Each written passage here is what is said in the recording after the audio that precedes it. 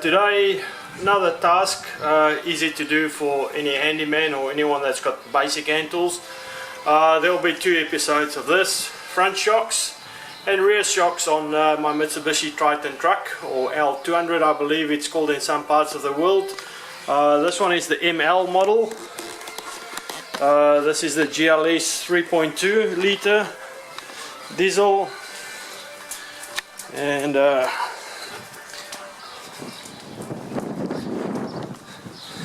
we go. So this one has been blacked out. As you can see, all the chrome parts have been matte blacked. Some decals on the back, rear windows are tinted.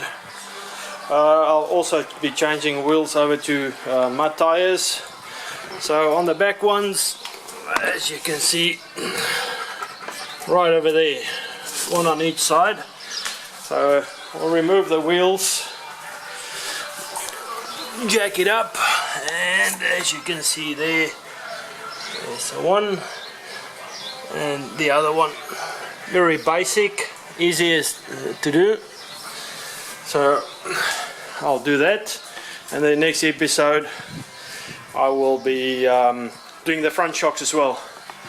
Got brand new shocks right there. Also filters. I'll do an oil and diesel filter change. I'll do a video on that as well. But these are brand new shocks. This one's a 2008 model and 370,000 Ks. So it's still original shock, so it's about time for new shock absorber. So this standby. Let me get all the tools and everything ready, and I'll crack the nuts and then I'll jack it up.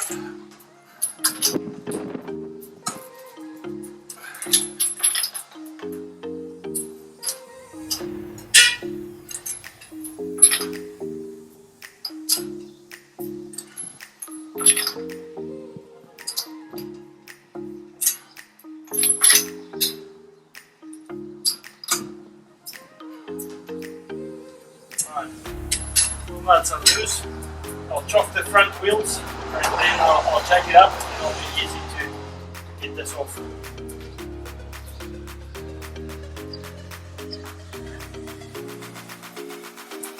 Right. Wheel chocks.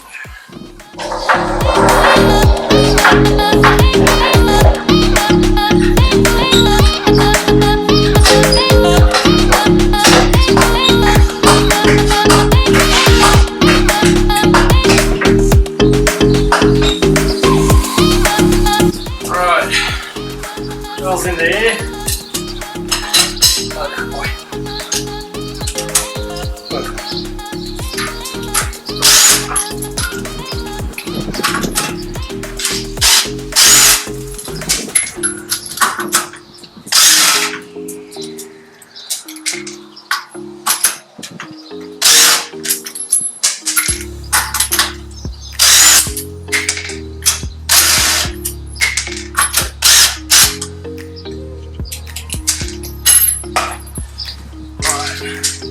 Get the wheel nuts out of the way.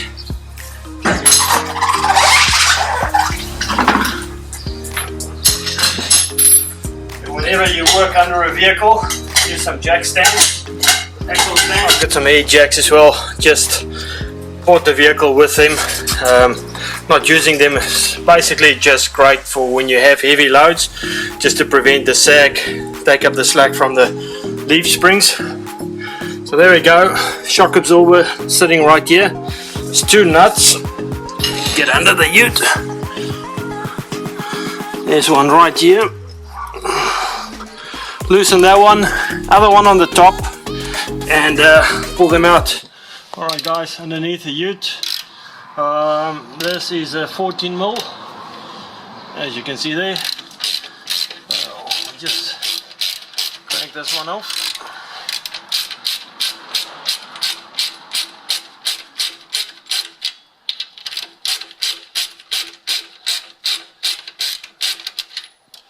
Keep the hardware, and I normally just place them in the same position as it comes off. So you can see if closest to the shock, then the lock washer, and then the nut. And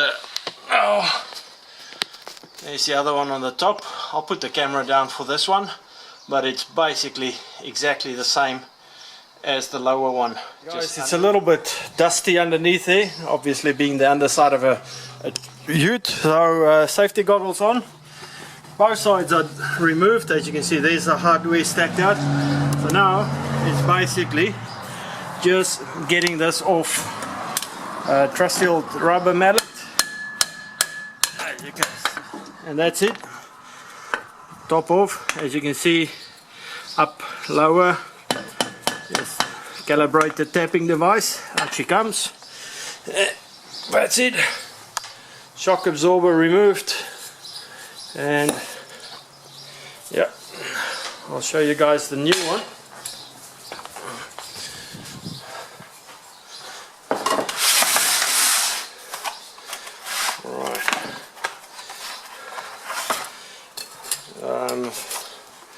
Ultima 4x4 shock absorbers, and one thing to note here, got a 3-year 100,000 kilometer warranty, and taken that this ute of mine is 11 years old and over 300,000 Ks on standard OEM shock absorbers. You can see why it's time for new shock absorbers.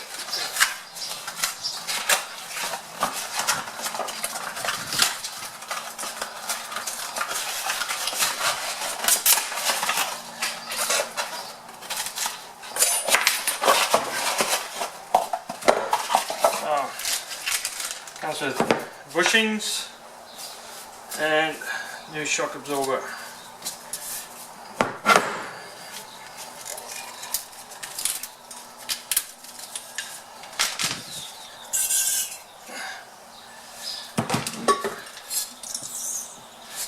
Not too bad with the old ones, but we've got great brand new ones, so we'll just stick these ones back in the same position it came off. I'm going to show you guys, look at the old one or the new one. Compress it down, release, and it extends as the shock absorber should do. Now look at the old one.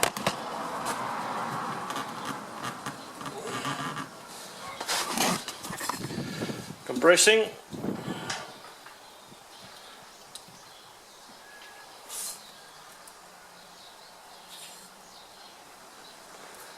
Not extending. Not at all. So completely and utterly useless.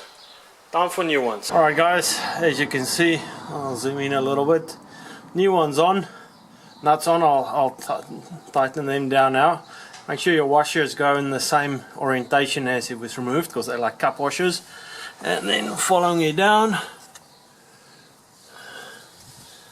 there's the bottom one, cup washer on as well, and all I'm going to do now is tighten it down, and then one shock complete. Shock absorber is in. Obviously you can see this one's not being used at the moment. You just have to inflate them depending on the load that you carry, but I would say they were taking all the loads just because of the useless shock absorbers I had in. So all I'm going to do now, put a new wheel on and then redo same thing on the other side. Alright guys, just to show you that you do not need to remove the rear wheels to get the shock absorbers off. That one was just removed for ease of access, and to show you guys the procedure. As you can see, this one wheel still on, and